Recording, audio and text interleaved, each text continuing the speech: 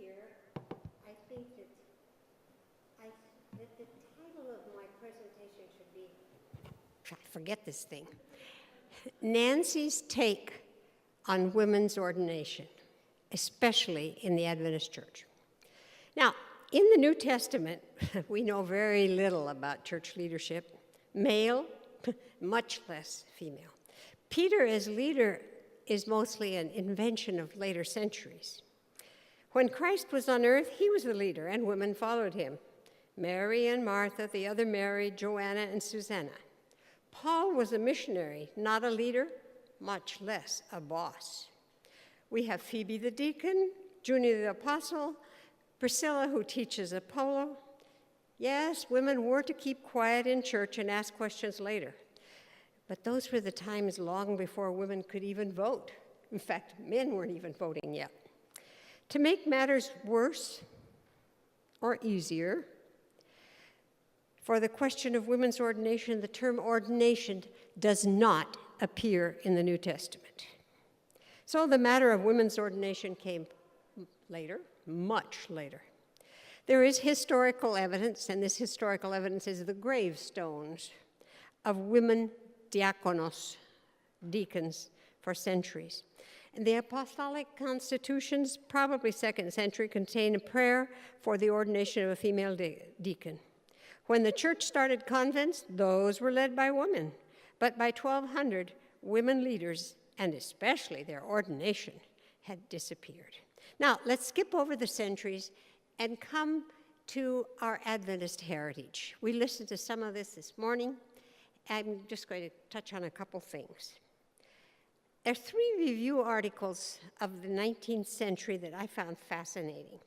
The first, writing on women's participation in worship leadership, comes from James White. In a review, 1857. The title of the piece is Paul Says So, but then White asks, says what? He suggests that Paul may have been referring to church business meetings. Arguing from common sense, he wrote, it is evident that if Paul meant that women should not speak in religious meetings, his words prove also that the sisters should not attend religious meetings. He refers to the preaching of Mary regarding the risen Savior as undermining the assertion that women could not speak with spiritual authority. And this article, so early in the history of the review, set the tone. But the one that I found most interesting was in 1861, an article by a J.A. Mowat, and I know he's not one of our Adventist pioneers, and it's introduced by Uriah Smith as an article that was first published in Ireland, not in an SDA journal. And Uriah Smith said, we consider the following a triumphant vindication of the right of the sisters to take part in the public worship of God. Mowat's idea was that women were to keep silent in a church court, not in a regular church meeting. And after giving biblical examples in both testaments of how God used women to do his work, he quotes a Dr. Doddridge, whoever he was, who exhorts man to rejoice that as by woman came transgression, so by her came redemption. So why shouldn't women preach redemption? The third review article doesn't present somebody's ideas on the work of women. The General Conference business proceedings reported in December 20, 1881 included 2 items of interest. The first, resolved that all candidates for license and ordination should be examined with reference to their intellectual and spiritual fitness for the successful discharge of the duties which devolve upon them as licentiates and ordained ministers. That one was approved, was voted. The second item resolved that females possessing the necessary qualifications to fill that position may, with perfect propriety, be set apart by ordination to the work of the Christian ministry. This was discussed and referred to the General Conference Committee, and it wasn't heard of for about 50 years. We don't have an opinion of Ellen White at that meeting because she wasn't there. Her husband had died and she had gone to California. Ellen White and women in ministry. As far as we can tell, Ellen White never spoke in favor or against the ordination of women. She did have quite a bit to say about women in ministry. Here, I'm just going to give you some little bits of her writings on different aspects of the topic. White understood ministry and ordination in a broad manner. And you need to understand that to read the quotes and understand them. She wrote, "It's a fatal mistake to suppose that the work of saving souls depends alone on the ordained minister. For this work, the church was established, and all who receive the life of Christ are ordained to work for the salvation of their fellow men. All who take upon themselves its sacred vows are thereby pledged to be co-workers with Christ. Ministry, note the word, does not consist alone in preaching. Those ministers who relieve the sick and suffering, speaking words of comfort to the desponding, and those of little faith." One can distinguish between general ministry, given to all, medical ministry, dealing with health, and there is another category, the gospel ministry, of which Ellen White speaks repeatedly. And she wrote, "There are women who should labor in the gospel ministry. In many respects, they would do more good than the ministers who neglect to visit the flock of God. Husband and wife may unite in this work, and when it is possible, they should. The way is open for consecrated women."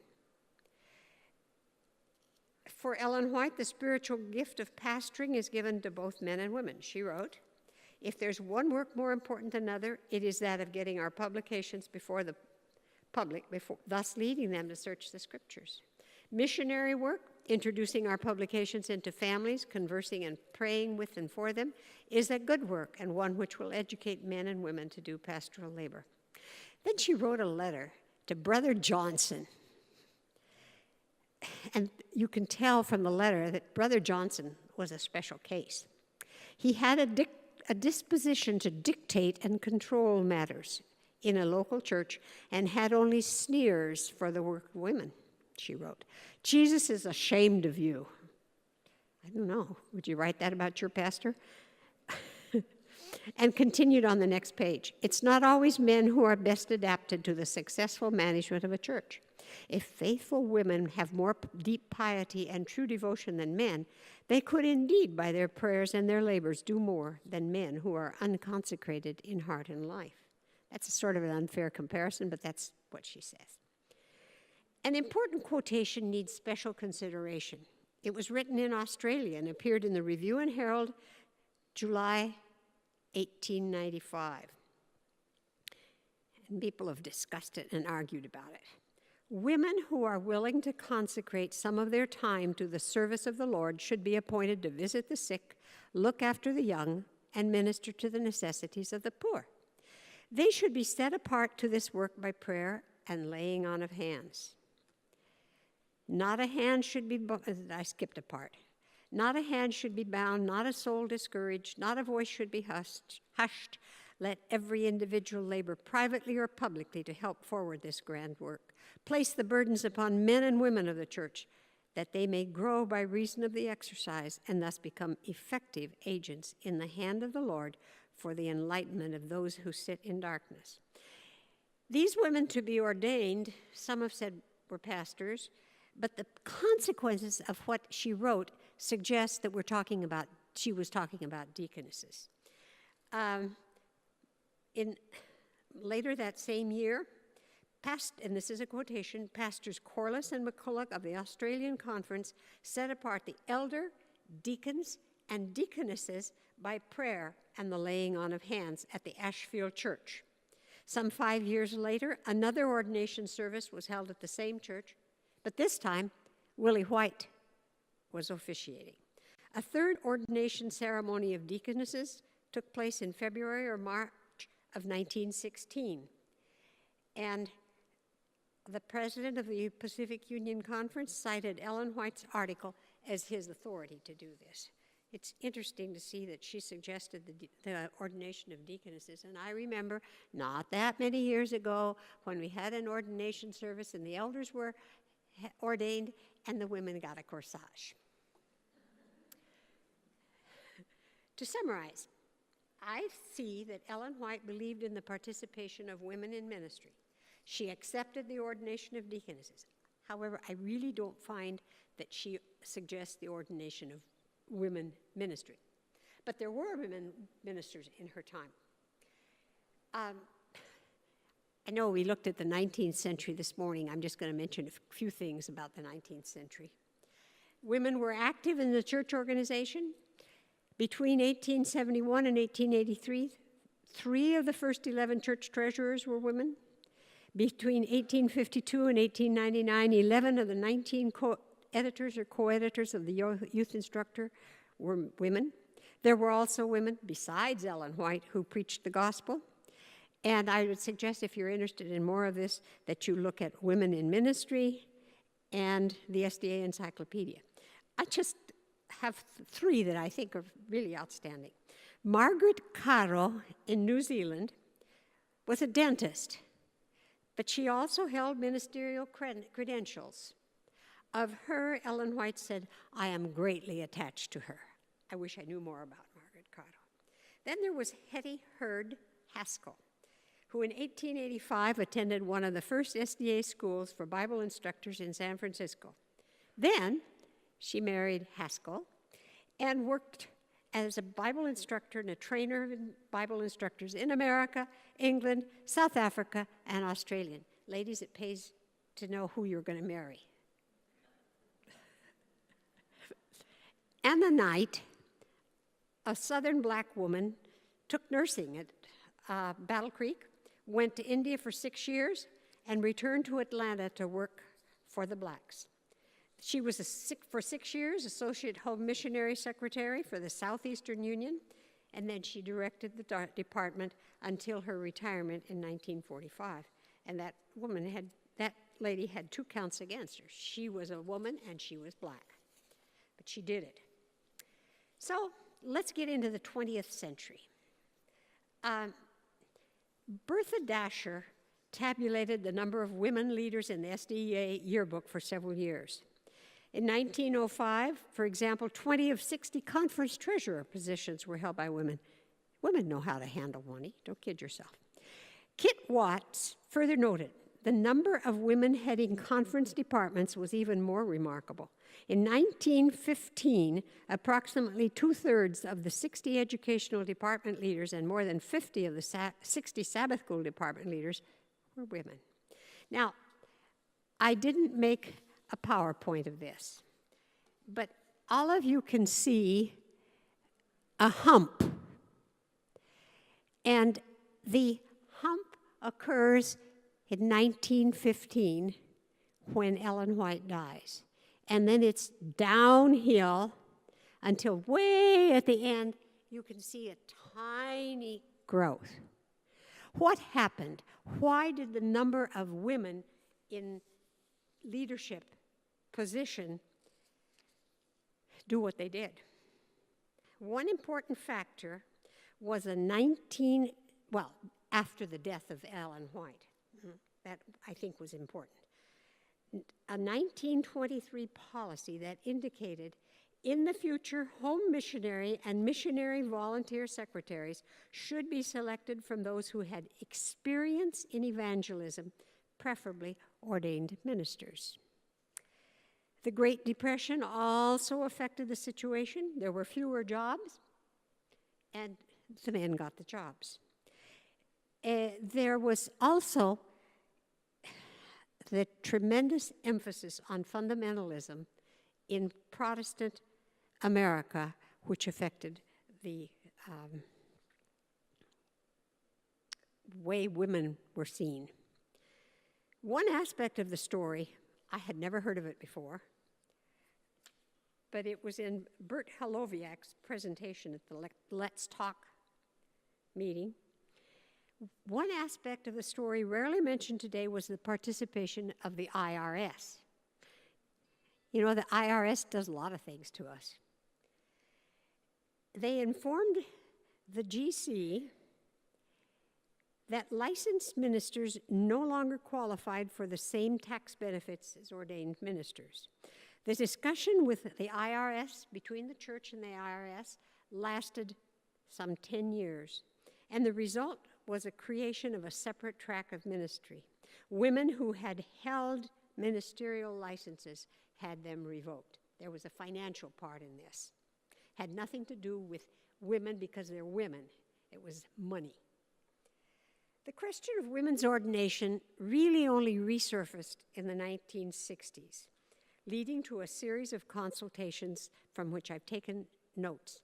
Now, there is a fantastic summary of women's ministry and women's ordination online, written by Alberto Kim, and I took a lot from that that article. By the way, there are footnotes for all of this, and I am supposed to figure this all out and make a copy available.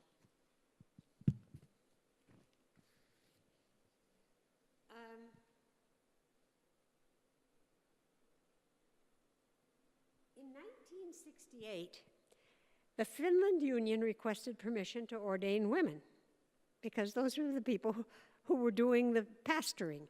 Remember, there was a war, and a lot of European men disappeared.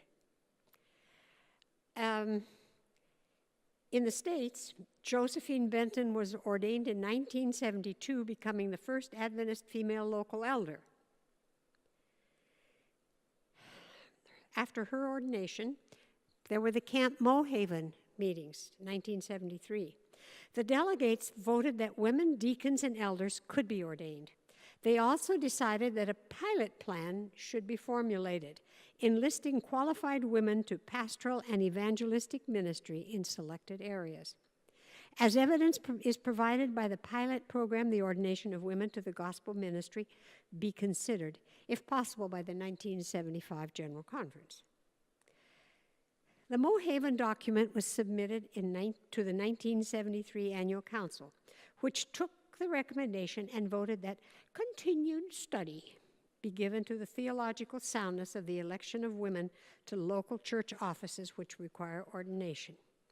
That in areas receptive to such action, there be continued recognition of the appropriateness of appointing women to pastoral evangelistic work, and that the appropriate missionary credentials or licenses be granted them. That was 1974. Official sanction for the ordination of deaconesses, never mind that they'd been ordained decades before, was given in 1975. The question of ordination became more and more important. The 1978 issue of Ministry carried a 16-page insert, A Theology of Ordination, a Seventh-day Adventist interpretation, written by Gordon Hyde, Raoul Dedrin, and Gottfried Osterwald. From 1972 onward, BRI coordinated additional studies on the role of women. These were published in 1984 as The Role of Women in the Church. In August of 1984, the Columbia Union Conference recommended to the North American Division that action be taken to authorize participation in the ceremony of baptism by an ordained church elder, which would include women elders. They should also establish a representative study group to explore the feasibility of granting ministerial licenses to women pastors, either on a worldwide basis or on a more local finding. It's interesting how we're always going to study. Very studious. Together with the General Conference archives, Josephine Benton published her findings in the book Called by God, dated 1990. And that book is available online. Benton listed the women in Adventist ministry from 1874 to 1975 and told the stories of women in ministry in the early years of the church. On October 15 of 1984, the Annual Council voted, 1, advised the Columbia Union Conference and the Potomac Conference that their request has been carefully and prayerfully reviewed by the General Conference officers, and 2, to request the Potomac Conference Executive Committee to keep the issues of ministerial licenses for women and baptism by women until the larger issue of women in the gospel ministry is decided. We got to study some more. Following the strategy suggested, a meeting of 66 people, including 15 women from 10 divisions, met to study the situation. Their conclusion, presented as a recommendation by Neil Wilson at the 1985 Spring Council, was to take no definitive action at this time regarding the ordination of women to the gospel ministry and to maintain the church's present position on this matter. The 1985 General Conference in New Orleans voted to take no definitive action at this time regarding the ordination of women to the gospel ministry. At the same time, affirmative action was urged to give women place in church leadership and to recognize that a great need exists to educate our people regarding the major roles that women may fill in the Lord's work without ordination. Now, here I'm going to digress a little and talk about my own personal pilgrimage in ministry.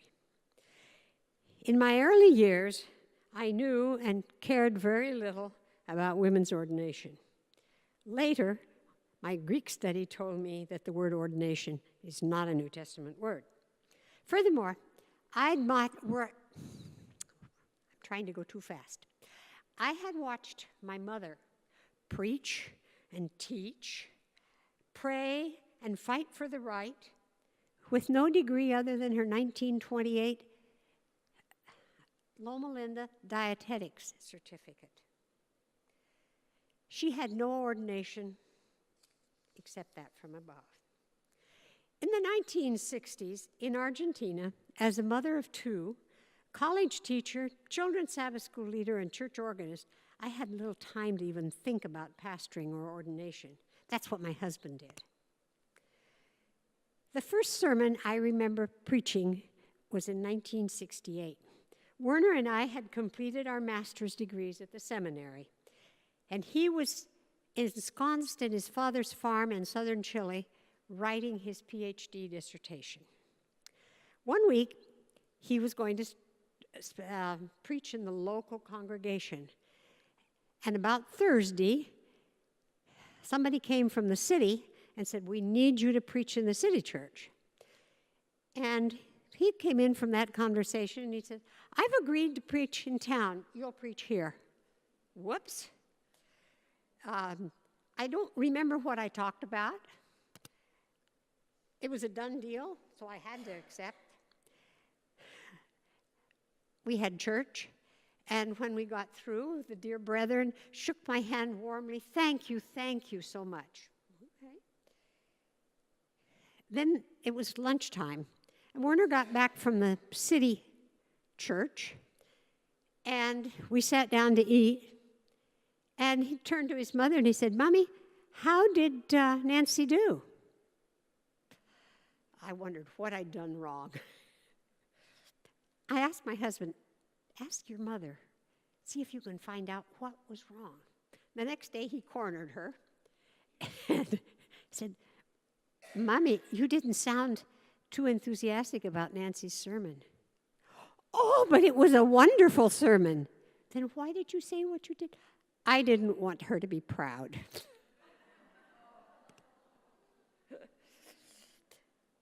After 10 years at River Plate, now university, in 1971, Werner became educational director of the South American Division, and we moved to Montevideo, Uruguay. Here we found a small and needy church, and we thought we could be of help. This church had a church elder, but his wife was far more capable than he was, so Werner trained this lady. The kids got interested in working in the church. They helped to give Bible studies. Ronnie ran the projector. Heidi taught the children's Sabbath school class, because I taught the adult class. And Ronnie played the trumpet when I couldn't play the organ because I was doing something else. And we had a wonderful 4 years of activity in the church. And the kids became very interested in church work. the end of the year 1974, we had division meetings. And that meant that the division women served a meal to the people who had come. And one day, we had Elder Pearson, GC president. And we were eating, and I guess there was a lag in the conversation. He turned to Heidi. "What are you going to do, miss, when you grow up?" "I'm going to be the first ordained Seventh-day Adventist minister." And she went to her next fork full of food. We all sat there and opened our mouths. And Elder Pearson didn't know what to do, so he turned, "And you, young man, what are you going to be?" Ron answered. Nobody remembers what he said. Today, he's the academic dean at Middle East University. And Heidi is not an ordained minister, she's an ordained elder, but she is a midwife with more than 2,000 deliveries to her record, and director of the Pathfinder Club at Hinsdale. Anyway, we got reintroduced to the topic. My first personal encounter with the topic of women in ministry, not ordination, was a survey I made of women in ministry around the world and presented at the women's meeting in the 1985 GC Women's Session. It was reported in Ministry, and it was reported in Spectrum. I wrote it slightly differently, but it was the same content. Obviously, women were active in the church. One in the Eastern African division directed the publishing work and was reported to be a top colporteur and soul winner. Each division was asked to name its outstanding women. Only in Portugal was the outstanding woman a successful evangelist. Only 23 women, mostly in Northern Europe, pastored churches. That's what I had found out. Okay. And as I say, it was interesting to both Ministry and Spectrum. Now, before the end of the 1980s, the Cohutta Springs meetings took place. They were, quote, significant for the ongoing discussion about women's ordination. At this meeting, Adventist world leaders developed the President's document, passed with a vote of 56 in favor, 11 against, and 1 abstention. The main statement was, a decision to ordain women as pastors would not be welcomed or met with approval in most of the world church. In turn, the women who attended the sessions formed an ad hoc committee and produced a document of their own, dealing with the need for equality, the development of a shepherdess organization, women's ministries coordinators, and respect and recognition for the women in ministry. At the 1990 General Conference session, a vote was taken. The ordination of women to ministry was not accepted. But at the same time, a suitable service of induction for the deaconess as an ordained minister was voted and published in the church manual. I really met the issue of ordination head on in 1995, after the General Conference, when it was voted not to allow the North American division to ordain females. I was teaching at the Theological Seminary. At our regular faculty meeting late in the summer, we had some visitors from the division. I can't remember who they are. You know, that's something that happens when that 7 gets in your age. You forget things. Maybe it's better. They made a clear request. Seminary, would you please produce a document that will help us? Well, the fall quarter began, and they started to choose the members of the committee. And at the end of the quarter, my husband and I went on our furlough to South America. Still wasn't finished. And when we came back early February, we have all the members of the committee, and Nancy is the editor of the book. Okay. As the spring quarter began, the group started meeting. It was evident that the people in the group were friendly to women's ordination. Those who were not had said thank you, but no thank you to their invitation to join. The first task we had was to decide which topics we wanted to cover and who should write on each one. And that we had 2-hour sessions every other Monday, and we discussed that. So by the end of the quarter, we had the tasks all divided up. That was the 95-96 school year. In the following year, we listened to these papers, read the papers, commented on them. And that took all year and spilled over into the 97-98 school year. Some chapters were accepted with little questioning. Others required, the committee thought, some redoing. I remember very clearly prayer sessions. Lord, help us to know what we should do. This doesn't make sense to us, but you'll help us. We wanted to write what was right, not what we thought. In March of 1998, after a first edit, the book was sent out to selected readers outside our own group. We asked them to carefully read what we had written, point out the flaws. The responses varied. Some were enthusiastic. Others were not convinced. Some made helpful recommendations. From others, we heard nothing. One invited me to his office to hear his complaints. Another refused to read it until it was formally published. The situation was difficult because this stress spilled over into the seminary. I have a letter from my husband, dean at the time, to the one who refused to read the book.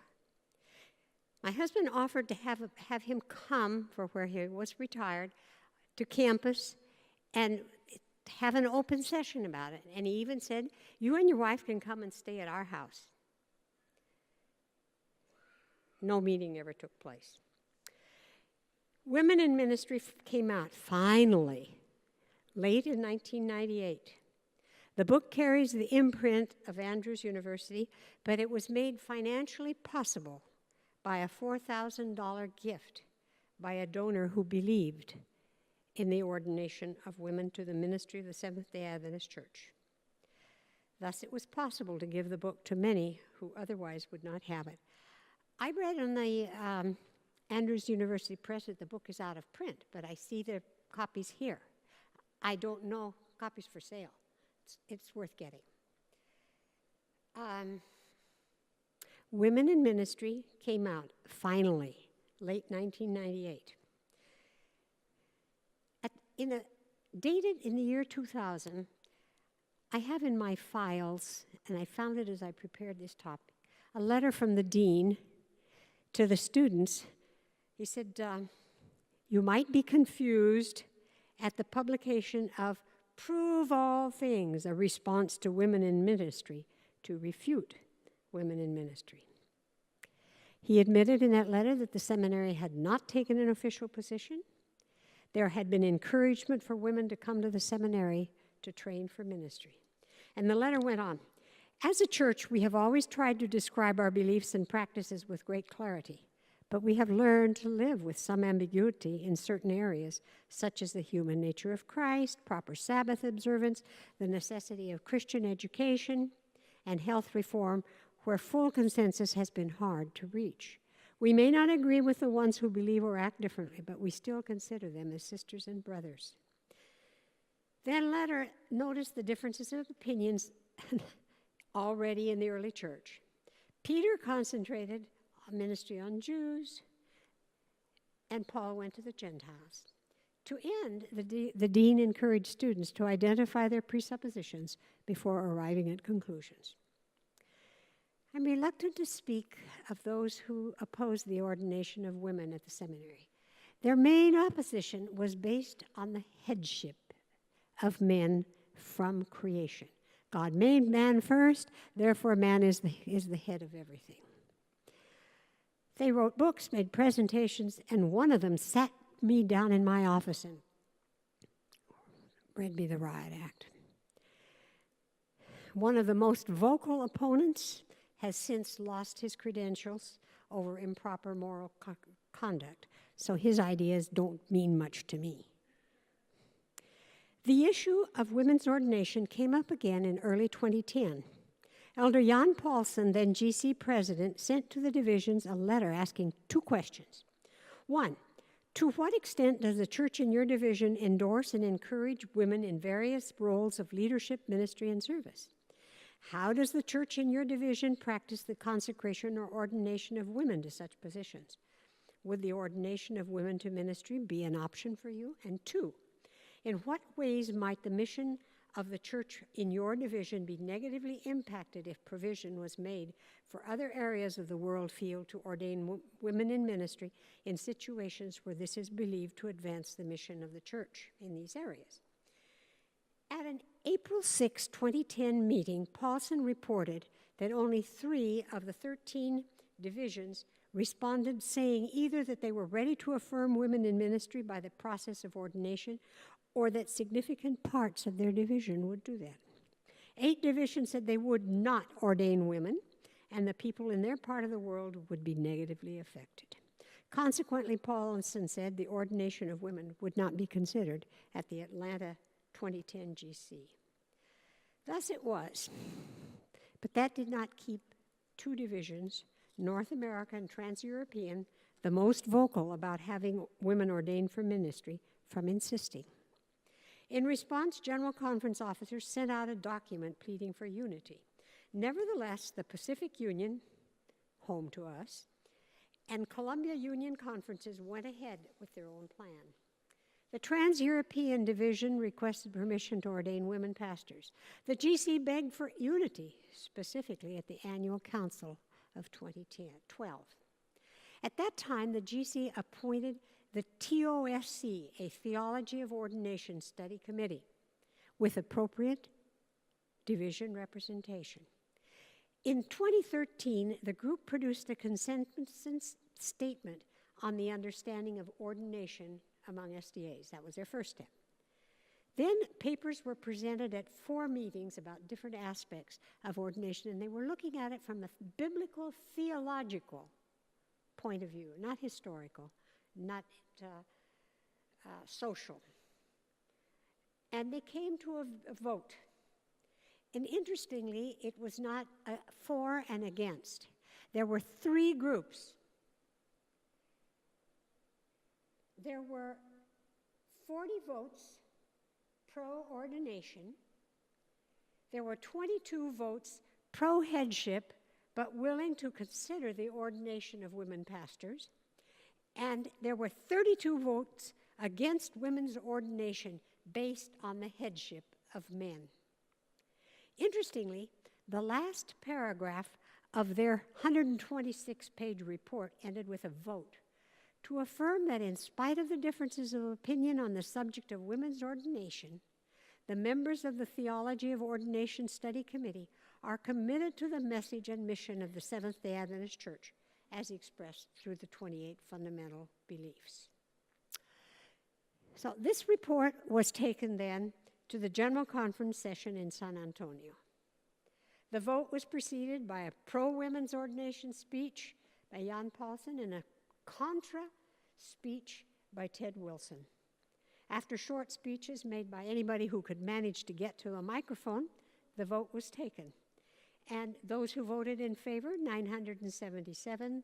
Those who voted against, 1,381. 5 abstained, lost. So where are we now? Back to where we started? I don't really think so. We understand better what ordination means, both for men and for women. We realize that while it may be important, much can be done without it. Luke 22:26, I found in my reading the other morning. Those who are greatest among you should take the lowest rank, and the leader should be like a servant. Those are hard words because they don't really suit us. So, for my own self, I know that nobody's going to ordain me as a minister at my age. But anyway, What God calls me to do, He will give me the strength and the wisdom to do, with or without human hands on my head.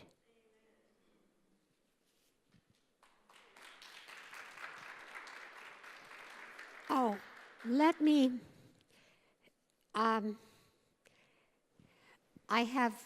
there's a bibliography at the end of this paper, and there are footnotes throughout. So when it's published, you'll have the sources where it comes from. Thank you very much.